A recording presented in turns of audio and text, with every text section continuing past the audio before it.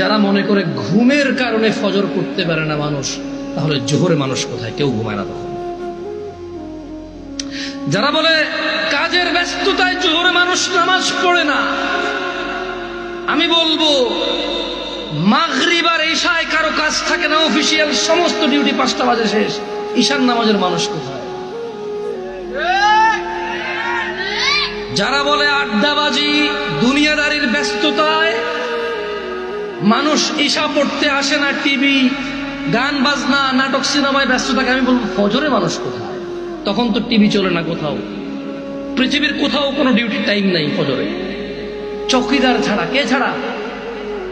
চৌকিদারে ছাড়া আর কিছু মানুষ রাস্তাঘাটে সিএনজি অটো চালায়, ট্রেন আসবে বাস আসবে মানুষকে ট্রান্সফার করবে, ওই লোকগুলো ছাড়া তেমন কারো কোনো কাজকর্ম নাই। তাহলে ফজরে মানুষ কোথায়? আপনি বলেন যে ঘুমে, তো ঘুম হলো জোহর, তো ঘুম নাই কেন আসে না? তার মানে ঘুম কারণ না, কাজ কারণ না, আড্ডাবাজি সিনেমা নাটকও কারণ না। কারণ হচ্ছে ও বিলিভই করে না যে নামাজ অত্যন্ত জরুরি ইসলামের স্তম্ভ টিকিয়ে রাখতে। মানে ও বিশ্বাস করে নামাজ ছাড়াও জান্নাতে চলে যাবে, ও বিশ্বাস করে নামাজ চিরদিন না পড়লেও ও মুসলমান থাকবে।